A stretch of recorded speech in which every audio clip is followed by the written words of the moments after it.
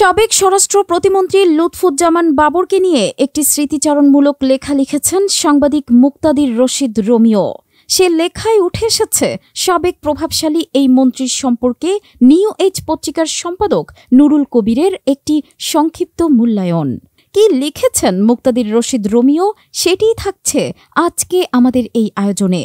রাজনৈতিক অঙ্গনের নানান ইতিহাস ও তথ্য পেতে আমাদের চ্যানেলটি সাবস্ক্রাইব করে বেল বাটনটি প্রেস করে রাখুন। রোমিও লিখেন, বিএনপি আমলের দুর্ধর্ষ স্বরাষ্ট্র প্রতিমন্ত্রী লুৎফুজ্জামান বাবরের সাথে অনেকবার দেখা হয়েছে। তখন তিনি ২১শে আগস্ট হত্যা মামলার আসামি।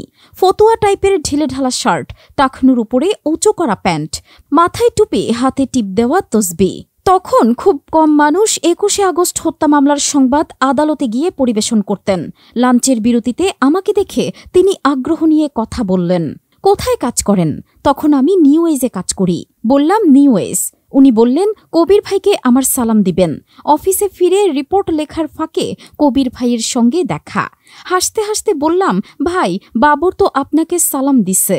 কবির ভাই বললেন, লোকটার জন্য মায়াই লাগে। জিজ্ঞেস করলাম, কেন? তিনি বললেন, তত্ত্বাবধায়কের সময় বিএনপিকে ঘিরে লোকটা যা করেছিলেন তা থেকে বলেছিলাম আপনি ৩ দিক থেকে মার খাবেন। উনার ঠিক তাই হয়েছিল, তাই খারাপ লাগে। কৌতূহল হলো, কবির ভাইকে জিজ্ঞেস করলাম।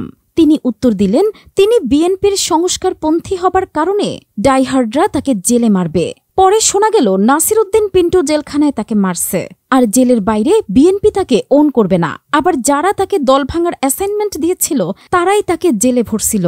শাহেদ নুরুদ্দিনের কোর্টে অন্যান্য রাজনীতিবিদ আর সেনা কর্মকর্তাদের সাথে দেখতাম আর চিন্তা করতাম তার অঙ্গুলি হেলনে একসময়ে ক্রসফায়ারের নামে জীবন্ত মানুষকে ধরে হত্যা করা হতো।